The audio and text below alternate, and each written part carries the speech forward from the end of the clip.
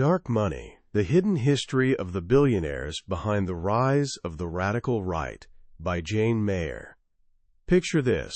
It's January 2009, and over 1 million people are packed into Washington, watching history unfold as Barack Obama becomes America's first African-American president.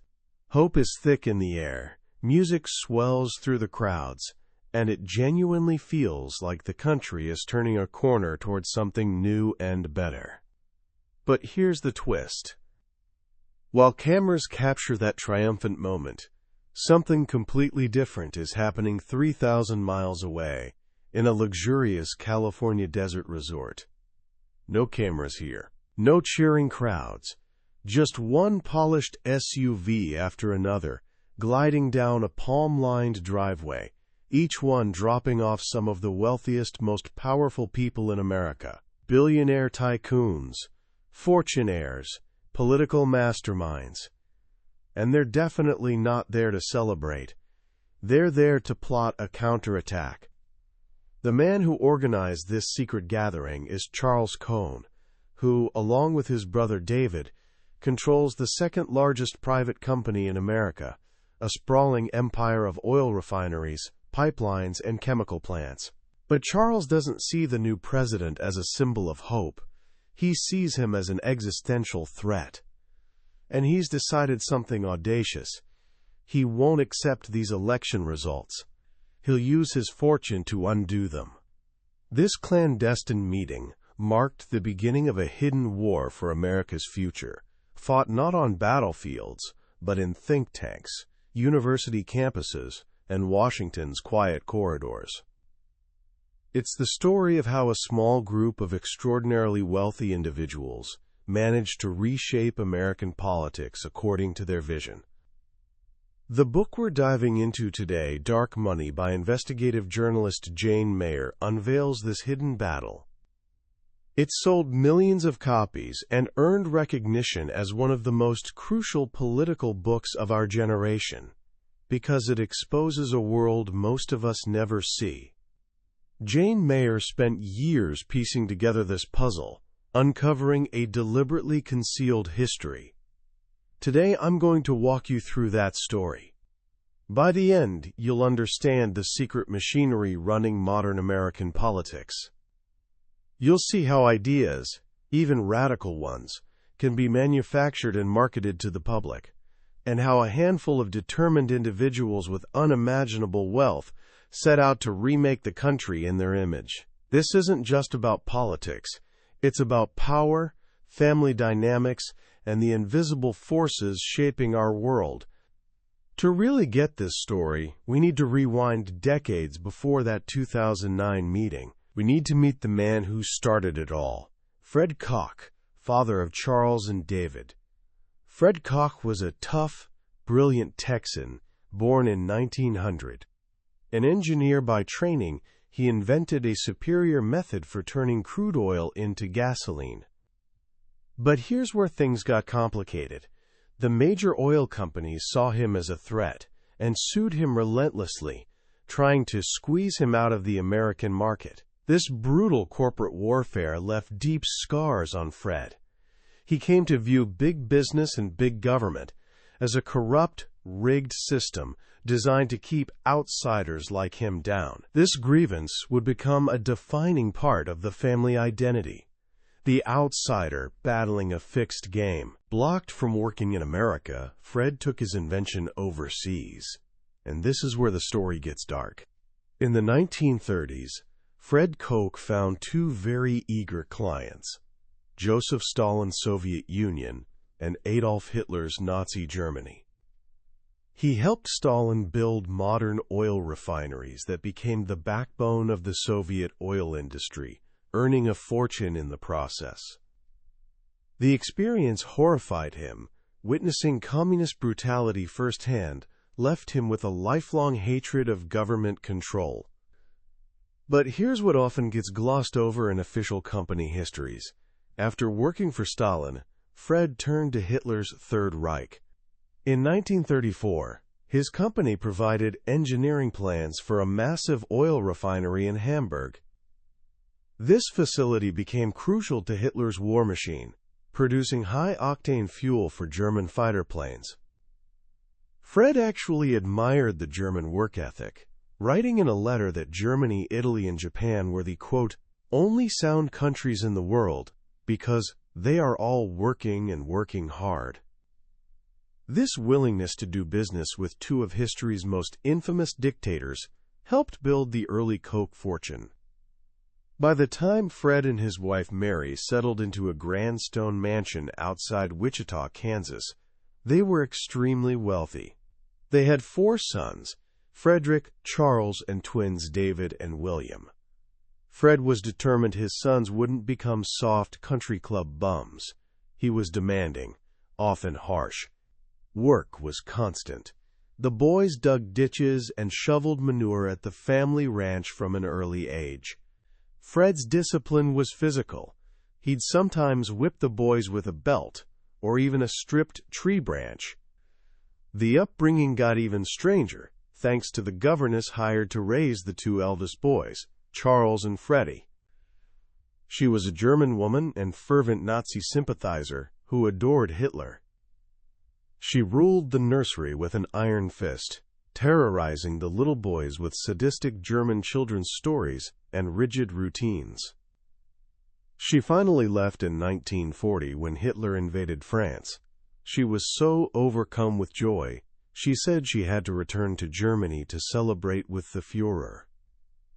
This early experience, a father who viewed government as the enemy, and a governess who championed totalitarianism, particularly shaped Charles's worldview. Fred Koch's political views grew increasingly extreme. He became a founding member of the John Birch Society, an arch-conservative group notorious for wild conspiracy theories about secret communist plots to overtake America. Fred believed communists had infiltrated both political parties, churches, schools, and even the military. He claimed the civil rights movement was a communist plot to start a, quote, vicious race war. Charles and David absorbed their father's politics and briefly joined the John Birch Society.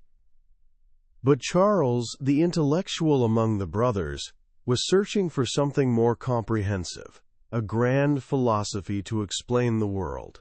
He found it at a radical fringe institution called the Freedom School.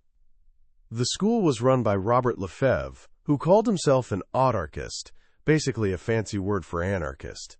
Lefebvre believed that, quote, government is a disease, masquerading as its own cure. The school taught a revisionist American history, where robber barons were heroes, taxes were theft. The New Deal was a ruinous turn toward socialism, and slavery was a lesser evil than military conscription. Charles was captivated. He poured money into the school and became a trustee. Here he was introduced to the thinkers who would become his guiding lights, Austrian economists Ludwig von Mises and Friedrich Hayek. Hayek's book, The Road to Serfdom, argued that any government planning, however well-intentioned, would inevitably lead to dictatorship. For Charles, this was the intellectual framework he'd been searching for. It transformed his father's emotional anti-communism into a sophisticated unified theory, recasting businessmen's self-interest not as greed, but as a noble defense of human freedom. Charles's goal crystallized. He wasn't just going to run the family business, he was going to use the family fortune to fund a revolution. As he wrote in 1978, our movement must destroy the prevalent statist paradigm.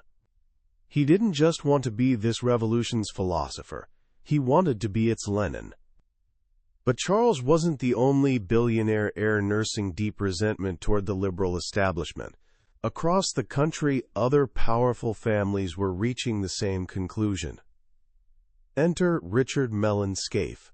His family, the Mellons of Pittsburgh, had built a banking and industrial empire, including Gulf Oil and Alcoa Aluminum. They were Republican Party royalty. But Scaife, known as Dickie, was troubled. He described his upper-crust world as one of too much money and alcohol. His mother was an alcoholic, and so was he. Yale expelled him for drunken antics. Scaife's political conservatism was forged early. His father, who served in the CIA's forerunner during World War II, warned him that wealthy capitalists like them were under attack from leftists. This fear of losing their fortune became a driving obsession. The family's great-uncle, Andrew Mellon, had served as Treasury Secretary in the 1920s, leading the fight against progressive income tax. For the Mellons, taxes weren't just a financial burden, they were an assault on their way of life, a force of confiscation. Scaife, like the Kochs, was compelled into philanthropy by the tax code. His parents established massive charitable trusts, allowing their children to inherit fortunes tax-free, as long as the trust interest went to charity for 20 years. As Scaife himself wrote, "Isn't it grand how tax law gets written? This tax loophole turned Scaife and others like him into major forces in American civic life." Required to give away millions annually, they decided to use that money not just for traditional charities, but to wage political war. The battle plan for this war was laid out in a now famous confidential memo written in 1971 by Lewis Powell, a corporate lawyer soon to become a Supreme Court justice.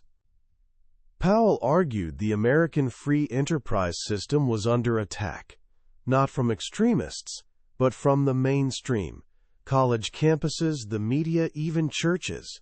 He called on corporate America to fight back, to wage guerrilla warfare against its critics. He urged wealthy donors to fund their own, quote, counter-establishment of scholars, think tanks, and media voices that would look legitimate but would be privately funded and dedicated to a pro-business agenda. Powell's memo was a call to arms, and men like Richard Mellon Scaife, Charles and David Koch, and heirs to other great fortunes, like the Olin Chemical Company, the Bradley Defense Contracting Firm, and the Coors Brewing family, answered enthusiastically. This was the birth of what Jane Mayer calls weaponized philanthropy. Instead of just donating to political candidates, which was legally limited, they launched a far more subtle long-term project, a war of ideas. They poured hundreds of millions in tax-deductible dollars into creating a network of institutions designed to shift America's entire intellectual landscape rightward. Think of it as an ideological assembly line. The first stage invested in raw materials, the ideas themselves. They funded scholars and academic programs across the country. The John M. Olin Foundation became famous for its beachhead strategy, finding a conservative professor at an elite university like Harvard or Yale and giving him millions to build a program around him. One of their most successful projects was bankrolling a new legal field called law and economics. It sounded neutral and academic, but its core principle was that laws should be judged primarily by economic efficiency, a framework that tends to favor free markets and limited government. The Olin Foundation spent millions establishing law and economic centers at top law schools, training a whole new generation of lawyers, judges, and policymakers. They even funded all-expenses-paid seminars at luxury resorts for sitting federal judges, teaching them this new philosophy. The second stage was the think tank. Groups like the Heritage Foundation, the Cato Institute, and the American Enterprise Institute were either founded or massively funded by this donor network. Unlike older research institutions, these new think tanks were purposefully political. Their job wasn't just to think, it was to transform academic ideas into marketable policies and talking points, ready for politicians and media. They became, as one insider called them, the artillery in the war of ideas. The final stage was taking these ideas public. This is where the Koch brothers truly excelled. In 1984, they founded Citizens for a Sound Economy, On the surface, it looked like a grassroots movement of concerned citizens. In reality, it was what became known as AstroTurf, fake grassroots, secretly funded by corporations and wealthy donors to push their own agenda. It was brilliant, creating the illusion of popular support for policies that mainly benefited the rich, like lower corporate taxes and reduced environmental regulation. This three-part strategy, funding academics, building think tanks, and creating AstroTurf groups, was the master plan of Richard Fink, the Koch's political strategist. He called it the structure of social change. It was a vertically integrated machine for manufacturing political reality. And by the time Barack Obama was elected in 2008, that machine was fully built, well-funded, and ready for war. The moment Obama took office, the machine roared to life. His first major initiative was a massive stimulus bill to fight the Great Recession. Immediately, Americans for Prosperity, the Koch's flagship advocacy group, launched porculus rallies nationwide, branding the spending as corrupt. But the real battle defining the next several years was over healthcare. The Kochs and their allies saw Obama's plan for universal coverage as a socialist takeover. Randy Kendrick, wife of the Arizona Diamondbacks owner and a major donor in the Koch network, stood up at that secret January 2009 summit, demanding to know what was the plan to stop it. The answer was a masterful disinformation campaign. A pollster named Frank Luntz was quietly hired to test messages. He discovered that the most effective way to turn the public against healthcare reform was calling it a, quote, government takeover. Never mind that the plan was actually based on private insurance companies, an idea originally hatched at the Conservative Heritage Foundation. The phrase government takeover was terrifying, suggesting loss of freedom and a step toward tyranny.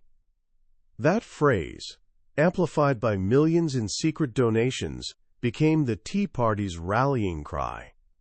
The Tea Party movement is often described as a spontaneous grassroots uprising of ordinary Americans fed up with government spending. There was genuine anger and frustration in the country. But the story is far more complicated.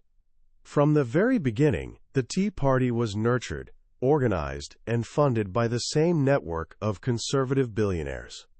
Groups like Americans for Prosperity and FreedomWorks provided the infrastructure, organizing rallies, providing speakers and talking points, busing in protesters. They created a web of front groups with patriotic-sounding names to run attack ads, all funded by dark money, spending from nonprofit groups that don't disclose their donors. The summer of 2009 became infamous for angry town hall meetings where citizens screamed at elected representatives. It looked like pure spontaneous rage. But memos circulated by these professional groups instructed protesters on how to disrupt meetings, how to rock the boat and rattle politicians. It was an organized insurgency designed to make compromise impossible. Simultaneously, this network waged a parallel war against climate science. The Koch's fortune is built on fossil fuels, so any government action to limit carbon emissions posed a direct threat to their bottom line. They poured tens of millions into a sophisticated campaign to create doubt about global warming's reality. They funded a small handful of scientists willing to challenge the overwhelming consensus, then used their network of think tanks and media allies to amplify their voices, creating the illusion of genuine scientific debate. They went after individual scientists like Michael Mann, whose famous hockey stick graph showed the dramatic spike in global temperatures. He was subjected to coordinated harassment, legal challenges, and even death threats. The goal wasn't winning the scientific argument, it was creating confusion and paralysis. And it worked. The cap-and-trade bill, intended to be Obama's signature climate legislation, died in the Senate. All of this was building toward the ultimate prize. For decades, these conservative activists had fought to dismantle campaign finance laws. They believed money is speech, and any limit on their ability to spend money on politics violated their First Amendment rights. Their legal arm, a network of groups like the James Madison Center for Free Speech, funded by families like Michigan's DeVoses, waged a long, patient legal battle.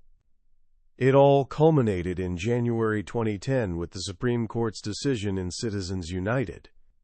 In a radical 5-4 ruling, the court swept away a century of laws banning corporations and unions from spending unlimited amounts in elections. The floodgates opened. The 2010 midterm elections were the first test of this new reality. It was a, quote, shellacking, as President Obama called it. A tidal wave of dark money, much channeled through Sean Noble's mysterious group, the Center to Protect Patient Rights, helped Republicans win massively, taking back the House of Representatives. The Koch network and its allies had spent over $100 million targeting Democrats who'd voted for the healthcare or climate bills. They proved that with enough money, they could create their own political reality, and they were just getting started. After their 2010 victory, they turned attention to the states. Through a brilliant strategy called REDMAP, they poured money into obscure state legislative races, helping Republicans take control of state houses nationwide. Why? Because 2010 was a census year, meaning the party in power in each state would redraw congressional district maps for the next decade. Through gerrymandering, they could create safe Republican districts, effectively building a firewall protecting their House majority for 10 years, even if they received fewer overall votes. By the 2012 presidential election, the Koch network was ready for what Charles Koch called the mother of all wars. They announced a staggering spending goal of $400 million.